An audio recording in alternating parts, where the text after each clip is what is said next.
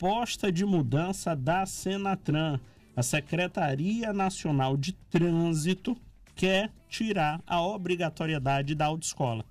O argumento que eles trazem de lá é a desburocratização, ó que palavra grande e bonita, e o barateamento, diminuição dos custos para que a pessoa possa tirar a sua carteira de trânsito. À primeira vista parece algo muito simpático, parece algo que olha para o povo, mas a pergunta que fica, gente, se esse povo que está na rua dirigindo, que faz a curva sem dar seta, que começa a curva em uma faixa termina na outra, que faz as mudanças e os embaraços do trânsito, você vê que basta um carro quebrado ali no iniciozinho da paralela que já trava tudo.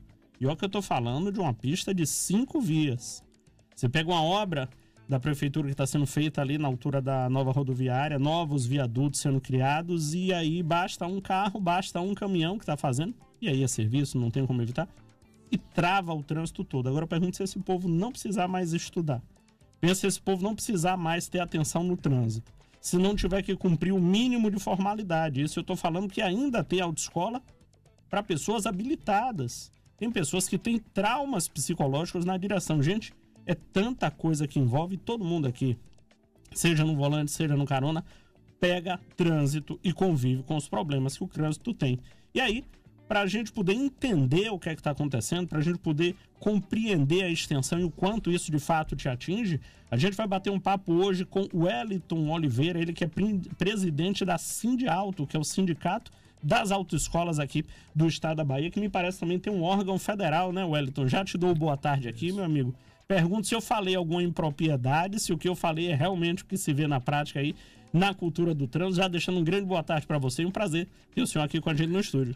Boa tarde, Felipe. Boa tarde a todos conectados. Não, falou tudo que realmente acontece no dia a dia, né? Inclusive essa proposta que eu chamo de desastrosa por parte da Senatran. Mas estamos aqui à disposição.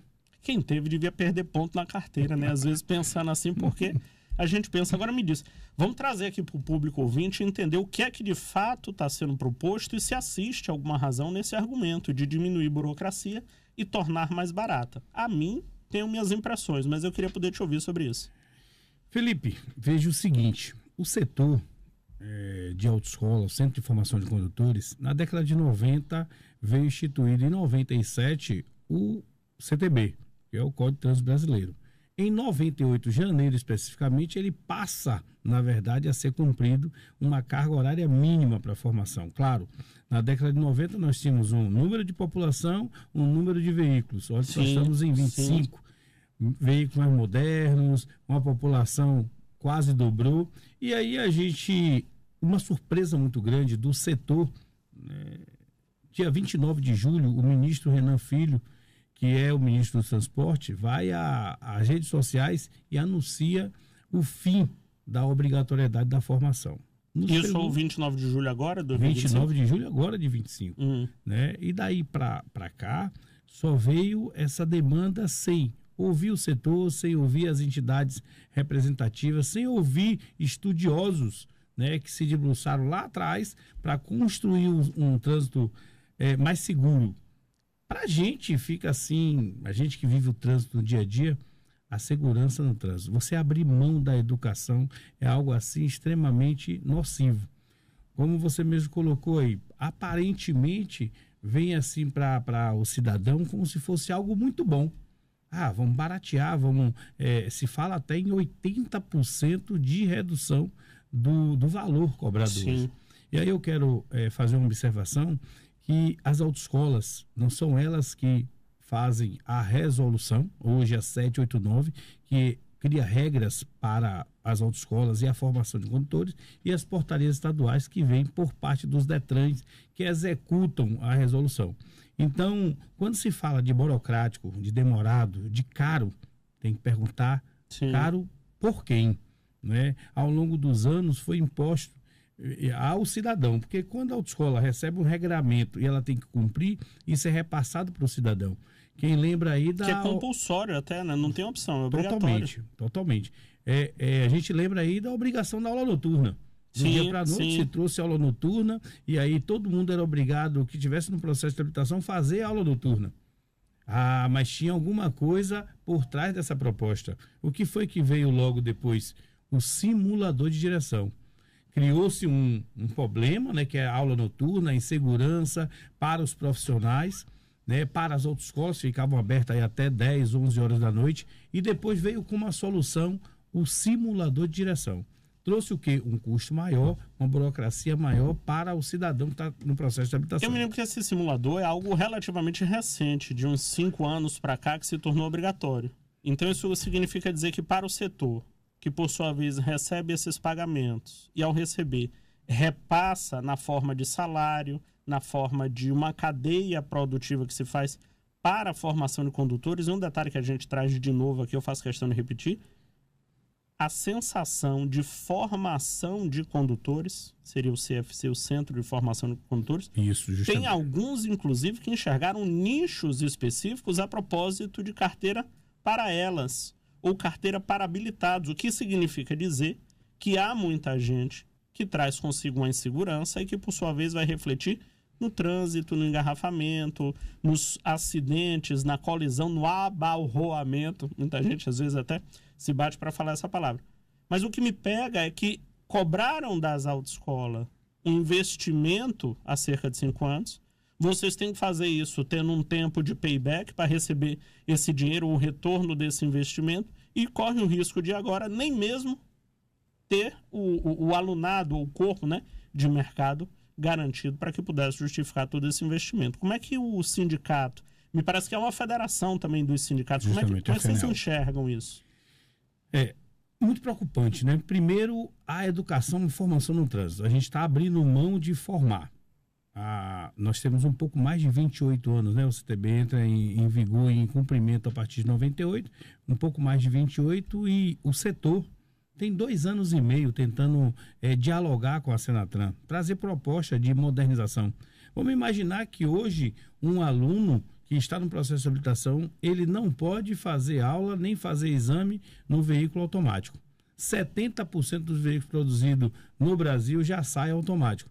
Então, esse engessamento, ao longo desses anos, e os penduricalhos, como eu chamo, essas oportunidades de empresas e plataformas de tecnologia embutido no processo, onde o cidadão ele não consegue enxergar que dentro da autoescola tem uma empresa de monitoramento. Ou seja, o Detran quer saber se está sendo cumprida a carga horária. E aí coloca uma empresa de monitoramento a um custo de R$300. Que é repassado para o aluno. O aluno. Aí tem uma plataforma de teleaula, um custo de R$100. E aí você vai tendo essas demandas ao longo do tempo, e depois o ministro vira e diz que é burocrático. Mas burocrático por quem fez a resolução e quem faz as portarias estaduais. Então é basicamente isso. Estudar, então, seria burocrático? Preparar para o trânsito Perfeito. Seria burocrático?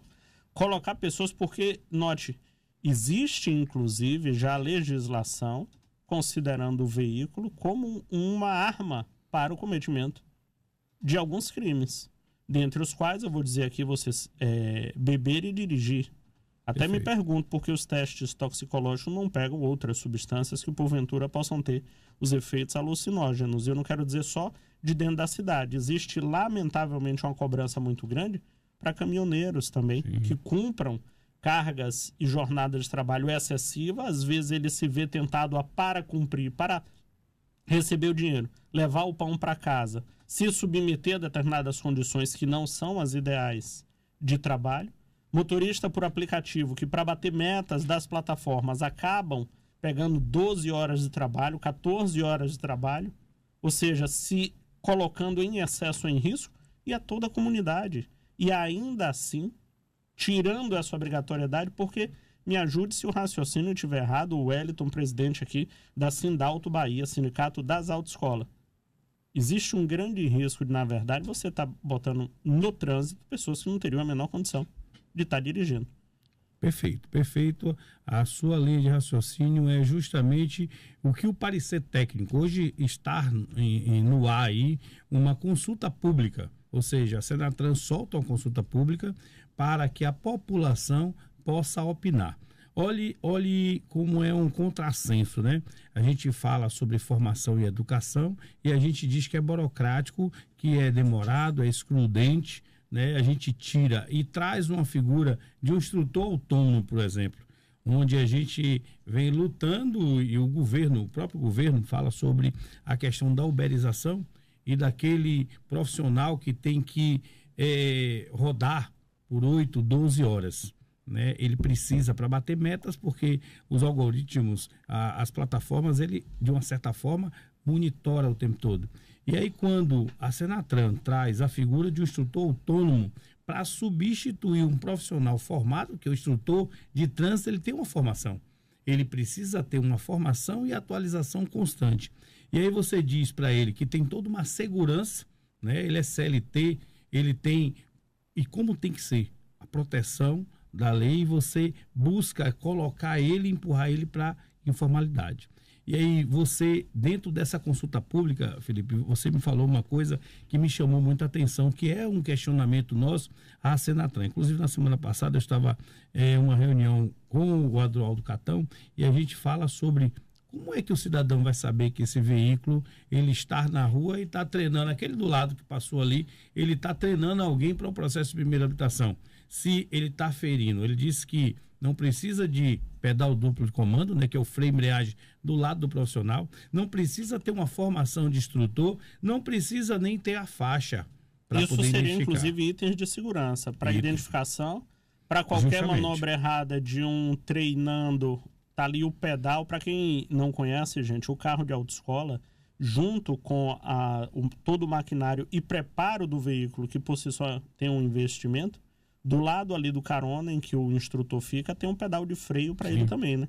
Explica um pouco como é esse trabalho. Eu vejo que tem muitas manifestações aqui também no YouTube e que denotam que, de fato, a autoescola é só quem coloca o rosto, apresenta o rosto, mas, na verdade, boa parte das obrigações são critérios de segurança. Tudo isso também cairia por terra? Tudo pela consulta pública hoje e pela fala do ministro e o secretário, cairia. O ministro tem até uma fala dele que para mim foi absurda, quando ele disse que o candidato vai formar como? O jornalista pergunta para ele, mas isso não é um problema nosso, como ele vai se formar? Como não é um problema nosso? Quer dizer, o candidato vai formar, vai tirar uma habilitação e, volto a dizer, a habilitação não é para todos, é para quem está apto. Sim. Você tem que fazer a formação teórica, passar na avaliação teórica, fazer a formação prática e passar na prova prática. Está pronto para você ter habilitação. Habilitação não é como a identidade e o CPF.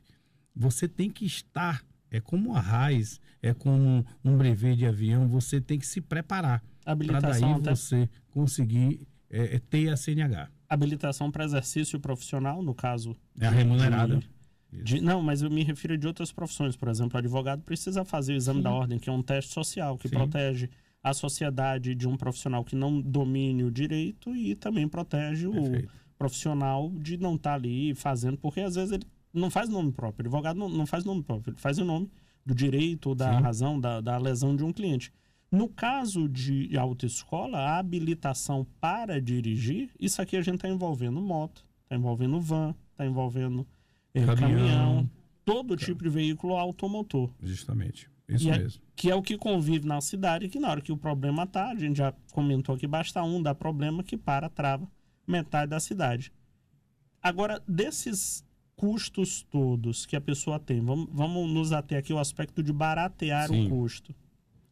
Quanto existe um estudo, um percentual do quanto de fato fica para a autoescola, e aqui eu nem quero entrar no mérito de folha de pagamento, de tudo, mas de todas as taxas que, por sua vez, vocês precisam repassar aos órgãos governamentais, via de regra, o que fica na mesa ali para a autoescola é na ordem de quanto? Olha, eu vou chamar a atenção para dois custos que não estão se falando em momento nenhum. Quando se fala em 80% de redução... E a pessoa está pagando, né? Está pagando. O laudo, que nós chamamos laudo, e tem várias nomenclaturas Brasil afora. Num São Paulo é Duda e outra é só a abertura do Renache, que é um cadastro no sistema. Ou seja, o Detran chega ali, aquele preposto do Detran, aquele servidor, ele cadastra os dados daquele candidato que está propício a fazer o processo de habilitação e sobe para a base nacional. É um cadastro simples, onde no Rio Grande do Sul não custa nada, o cidadão não paga nada. Não é o cara do CadÚnico, não. qualquer cidadão para fazer o processo de habilitação no Rio Grande do Sul não paga o chamado laudo que nós pagamos aqui. Sabe quanto, Felipe? R$ 275,93. E a pessoa acha que esse dinheiro vai para vocês. E vai para a autoescola. Quando ele vai para a clínica para fazer aquela perícia médica, que é o exame de vista e o psicoteste, ele gasta R$ 376,99. Dentro ainda do processo, quando ele começa o curso teórico, ela vai gastar aí R$ 96,00, que vai ser repassado para o tomador de serviço, que é a plataforma de teleaula. Sim. E depois, quando ele começar as aulas práticas, tem um monitoramento que eu citei há pouco instante, onde dá em torno de, aí varia de empresas, são 3 empresas, mas dá em torno de R$ 250,00. Então, se nós somarmos isso aqui, mais de 50% do valor que se paga na autoescola são taxas de Detran, de clínica, de empresa de tecnologia. Só que o cidadão não vê dessa forma. Ele não enxerga esse custo aí embutido no processo. E em momento nenhum é sinalizado pelo governo.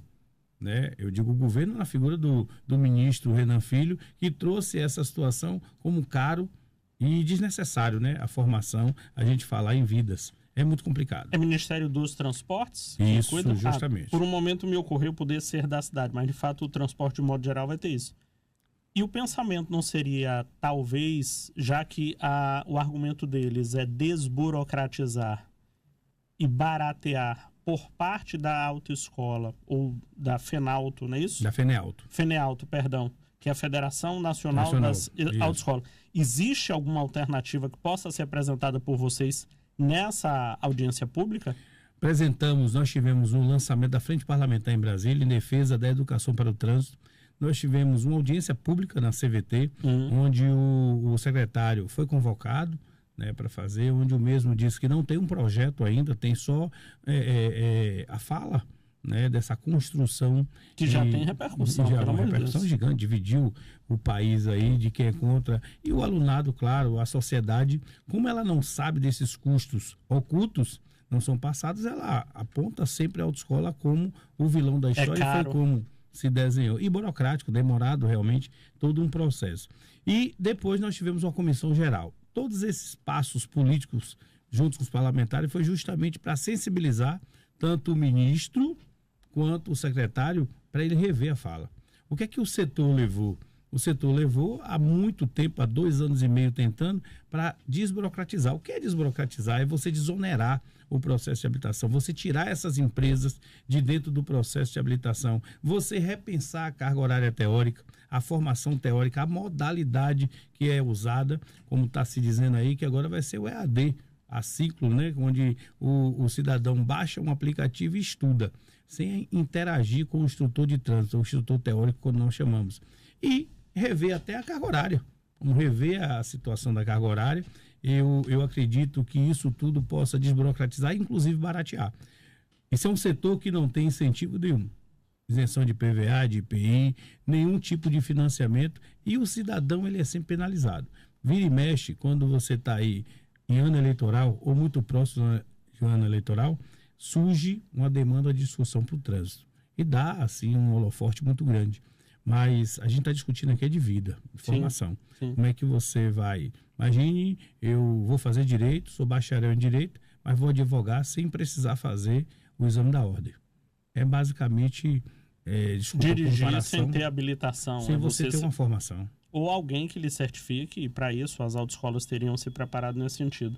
Eu tenho uma sensibilidade muito grande a essa causa, exatamente porque todo mundo aqui, os ouvintes da CBN, vivem a realidade e a dificuldade que é o trânsito em Salvador. A propósito do papo aí no primeiro bloco com o Wellington Oliveira sobre autoescola, a importância da gente estar atento, porque trânsito é vida, ou Deus nos livre e guarde, pode ser morte. Ainda é a causa de muita morte. A gente está tendo esse conflito aí para cobrança de desburocratização, cobrando que se torne mais barato.